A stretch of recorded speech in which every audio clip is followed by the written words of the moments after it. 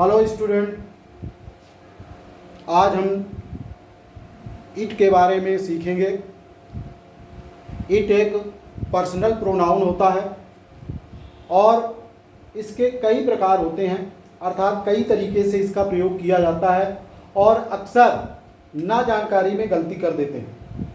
मैं क्रमशः one by one करके बता देता हूँ कहाँ कहाँ पर इट का प्रयोग किया जाता है, किस तरह का सेंटेंस होता है, कैसा होता है, उसको सीखिए।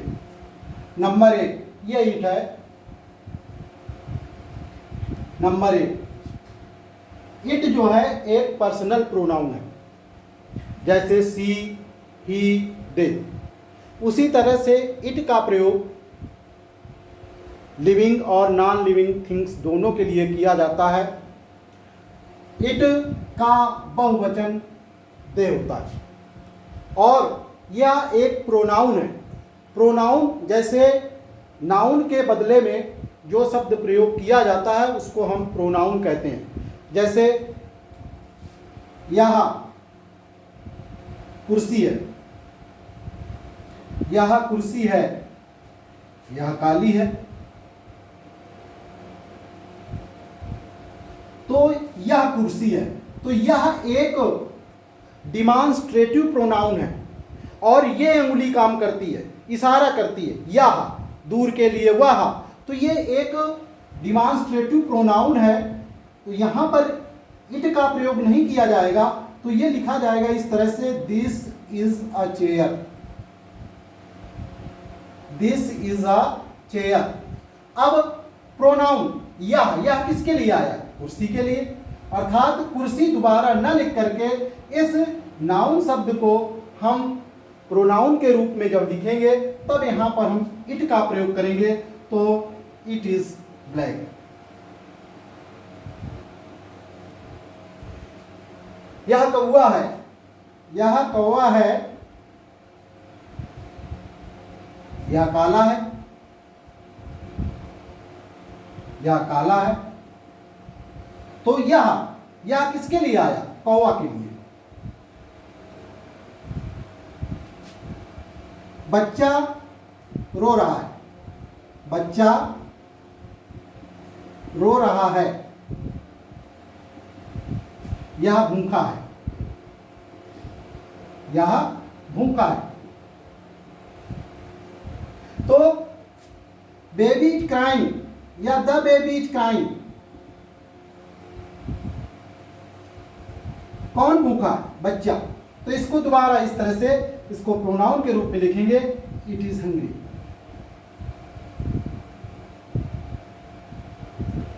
It is hungry. तो ये देखा कि सब्जेक्ट के रूप में इसका प्रयोग किया जाता है और इसका प्रयोग ऑब्जेक्ट की जगह पर भी किया जाता है। इस तरह से सब्जेक्ट और ऑब्जेक्ट दोनों के स्थान पर होता है। जैसे पर्सनल प्रोनाउन यू सब्जेक्ट भी होता है और उसका ऑब्जेक्टिव रूप भी होता है, उसी तरह इट का भी सब्जेक्टिव और ऑब्जेक्टिव दोनों ही रूप इट होता है। जैसे मेरे पास एक पेन है, मेरे पास एक पेन है, इसे मुझे मोहन को देना है, मोहन को देना है। तो आई हैव ए पेन और इसे मुझे मोहन को देना है, तो मुझे हो गया सब्जेक्ट। तो I have to give it, इसे किसके लिए? पेन के लिए। तो ऑब्जेक्ट के स्थान पर आ रहा है इट। यहां पर देखिए ऑब्जेक्ट हो गया, I have to give it to Mohan, ये मुझे मोहन को देना।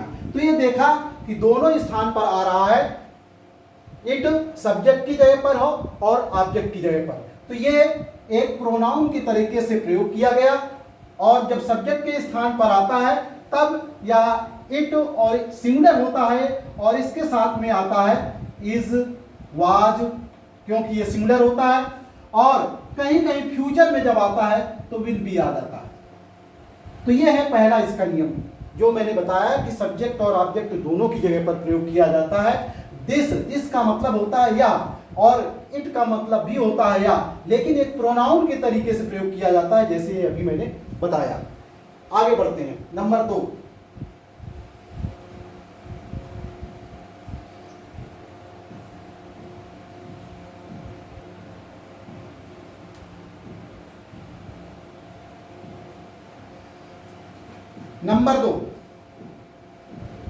नंबर दो, समय, घंटा, दिन, महीना, वर्ष, मौसम, जलवायु, प्राकृतिक घटना,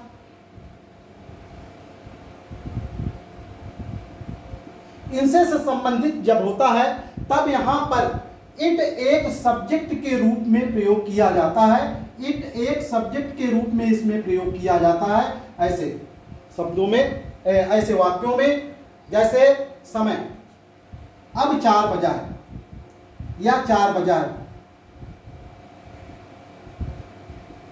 समय। तो it is 4 o'clock, it is 4 o'clock। जनवरी का महीना था, जनवरी का महीना था, तो इट वाज जनवरी, या it was the month of January, it was month of January. तो इस तरह से हम देखते हैं कि समय, घंटा, दिन, महीना, वर्ष, मौसम, बसंत ऋतु का समय था, इट वाज स्प्रिंग। तो इस तरह से 2004 की बात है, सन 2004 की बात है। तो it is the matter of, it is the matter of 2004। तो इस तरह से हम ये देखते हैं, जैसे अंधेरा हो रहा है, अंधेरा हो रहा है तो इट इज गेटिंग डार्क। कोई भी ले लीजिए, इस तरह से समय से संबंधित जो भी हो, उसकी घड़ी में 4 बजे हैं, वर्षा हो रही है, इट इज रेनिंग, पानी बरस रहा है, इट इज रेनिंग। तो इस तरह से हम देखते हैं कि समय, घंटा, दिन, महीना, वर्ष, मौसम, जलवायु, प्राकृतिक घटना, कोई भी घटना हो, इस तरह से वहां पर इट का प्रयोग किया जाता है। अब आगे इसी में बढ़ते हैं, दूसरा रूप चलते हैं।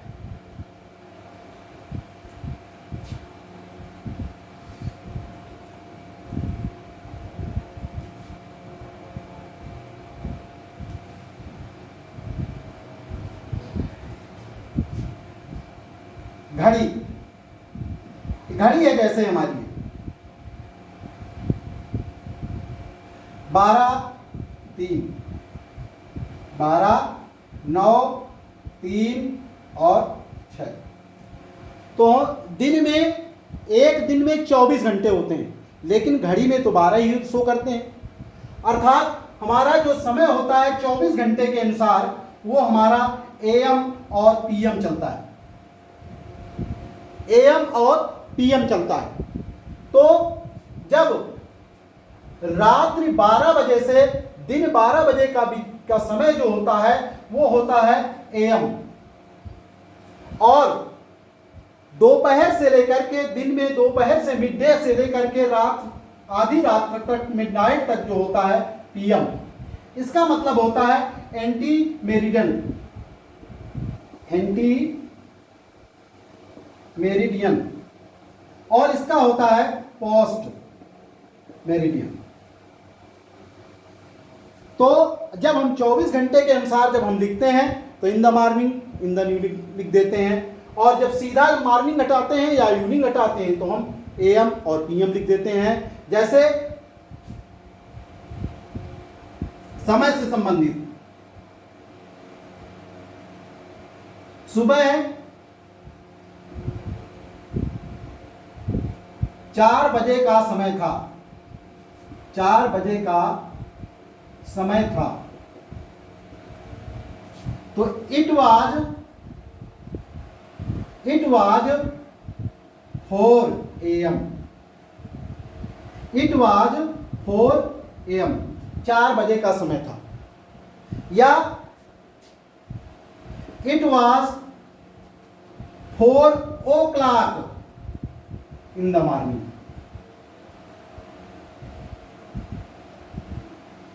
ये देखिए यहां पर। तो अब इसी तरह से AM। अब आते हैं, दोनों मैंने बता दिया। ओ क्लॉक का मतलब क्या होता है? ओ क्लॉक का मतलब होता है, वो हमारी एक घड़ी है, अर्थात ये ऑफ क्लॉक घड़ी के अनुसार क्या समय हमारा हुआ है, घड़ी का, अर्थात घड़ी के अनुसार, अर्थात। और ये हमेशा जो ओ क्लॉक लिखा होता है, ये एक डिफिनिट समय के लिए होता है, जैसे 4 बजा है, 5 बजा है, 6 बजा है, 7 बजा है। ये नहीं लिखेंगे कि 4:15 हुआ है तब हम ओ क्लॉक उसमें लगाएंगे। ओ क्लॉक तभी लगेगा जैसे एक निश्चित समय हो, जैसे it is 5 o'clock bye my watch, अर्थात मेरी घड़ी में 4 बजे हैं, अर्थात 5 बजे हैं, मेरी घड़ी में 5 बजे हैं, तो सीधा 5 बजे हैं, अर्थात टाइम एग्जैक्ट बताया गया कि 5 बजा है एकदम। तो इसीलिए ये जो है ओ क्लॉक का प्रयोग किया गया। अलग अलग तरीके से सीखना है।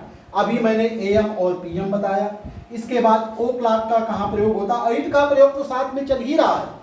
और ओ क्लॉक जो एग्जैक्ट टाइम होता है, जैसे अभी मैंने बताया 1 बजा हो, 2 बजा हो, 3 बजा हो, इस तरह से। अब आगे बढ़ते हैं। इसी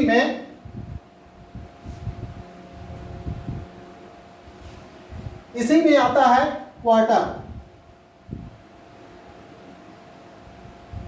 क्वार्टर का मतलब होता है 15।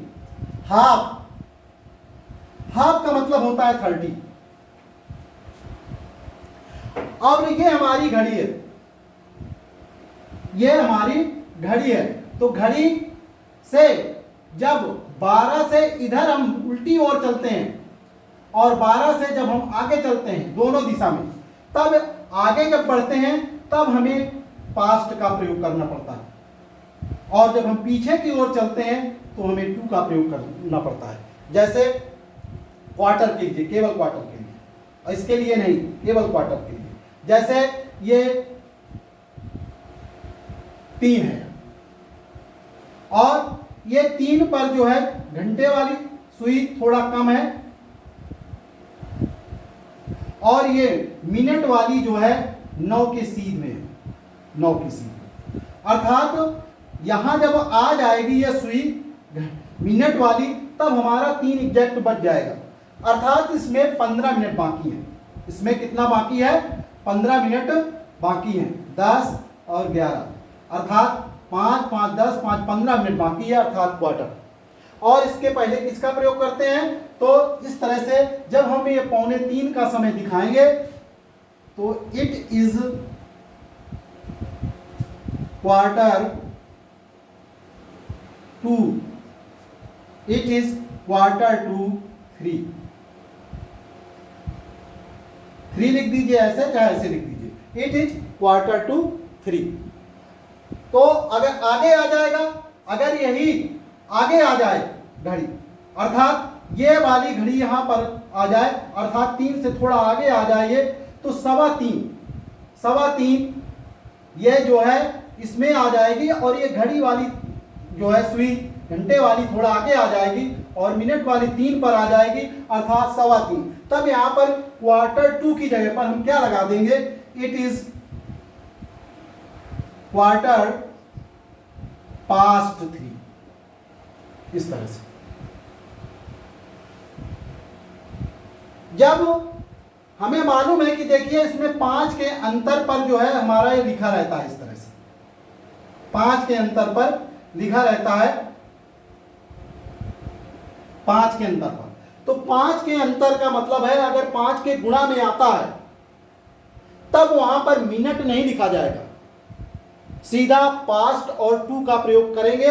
जैसे 3:20 हुआ है, 20 मिनट हुआ है।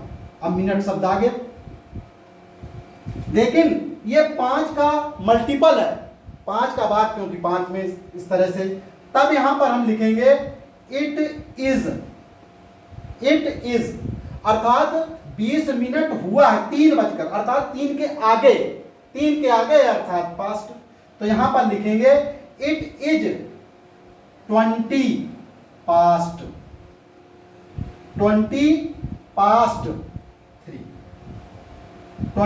Past 3।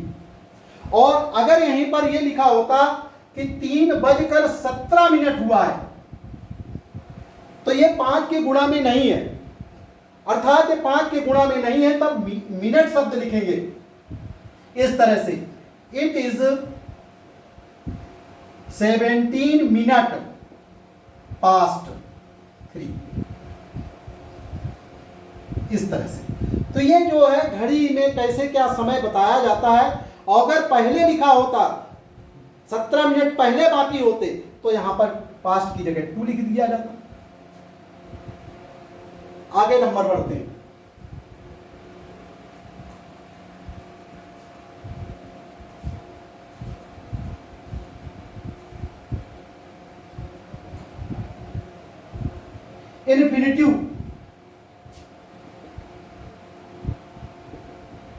Infinitive, two plus main verb, और इसमें प्रायः ज्यादातर ना शब्द आता है, कहीं पर ने भी आ जाता है, नी भी आ जाता है।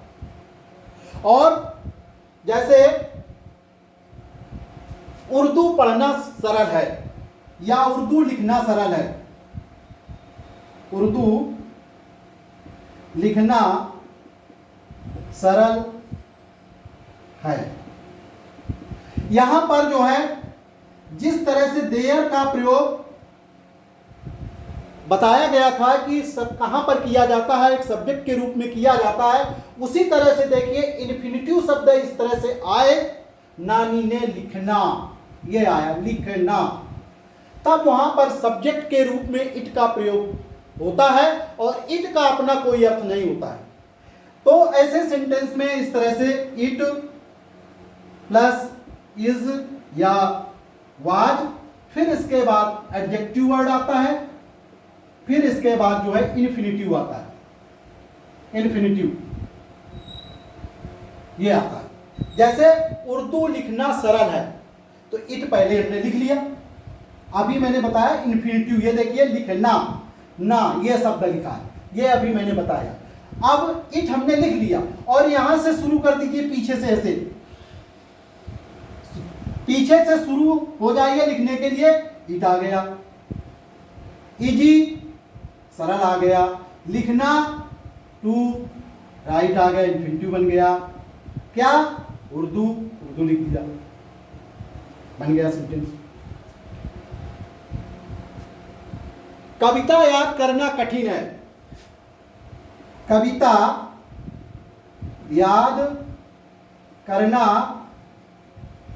कठिन है, इसमें भी इसी तरह से याद करना कठिन है, तो इसमें भी उसी से इट, फिर पीछे शुरू हो जाइए, इज, फिर याद करना, फिर कठिन है तो कठिन डिफिकल्ट, फिर याद करना टू लर्न, क्या पोयम। पक्षियों को मारना पाप है, पक्षियों को मारना पाप है, मारना पाप है, इस तरह से इट, फिर आ जाइए पीछे से इट इज सिन, ये एडजेक्टिव शब्द हो गया। ये देखिए यहाँ पर एडजेक्टिव आया था, ये जो लिखा हुआ है मैंने, इट इज या वाज, फिर इसके बाद एडजेक्टिव, फिर infinitive. It is sin to kill, infinitive हो गया बर्ड्स। तो ये देखा कि जिसमें इन्फिनिटिव शब्द इस तरह से आते हैं जिसमें सब्जेक्ट कुछ नहीं होता है, वहां पर इट का प्रयोग एक सब्जेक्ट के रूप में किया जाता है जिसका इट का अपना कोई अर्थ नहीं होता है। आगे बढ़ते हैं।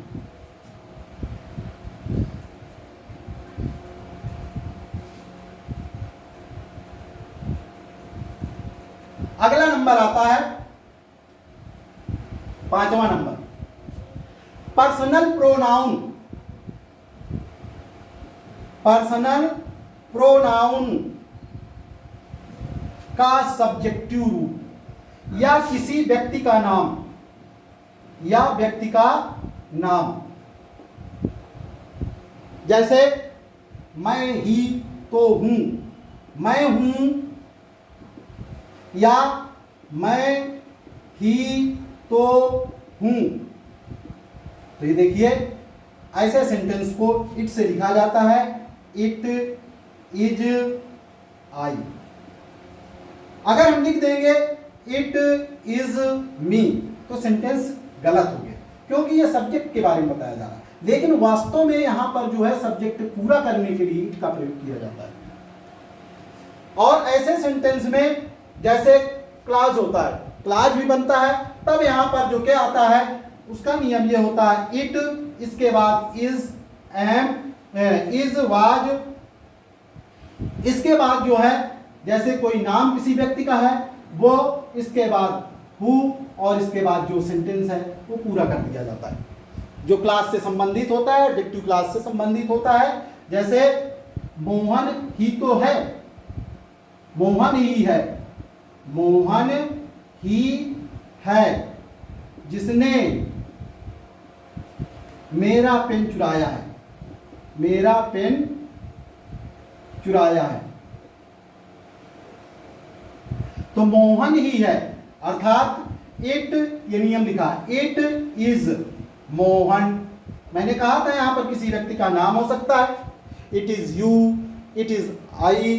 तो ये जो है चाहे यू आए चाहे दे आए, कोई भी आए, हमेशा जो है सिंगुलर ही वर्ब लिखेंगे, प्लूरल नहीं कि यू आ गए तो वार वेयर हो जाएगा, ऐसा कुछ नहीं है, या आर हो जाएगा, ऐसा कुछ नहीं, सीधा सिंगुलर आएगा। तो इट इज मोहन जिसने, जिसने मेरा पेन चुराया है। तो मोहन का यहां पर रिलेटिव प्रोनाउन आ गया हु माने जिसने, और इसके बाद जो प्रेजेंट परफेक्ट में हु, अब मोहन के अनुसार सिंगुलर है, who had stolen my pen. मैं ही हूं, मैं ही हूं जिसने उसकी सहायता किया है, उसकी सहायता किया है। तो इट इज आई, मैं ही हूं, इट इज आई, फिर हु। अब आई के अनुसार यहां पर आ जाएगा हैड। हु किसके लिए? पर्सनल प्रोनाउन है, वो रिलेटिव प्रोनाउन है हु, आई के लिए। तो आई के साथ में हैड लगता है तो इसलिए हैड लग गया। यहां मोहन के अनुसार था तो हैड लग गया। तो it is I who had helped him.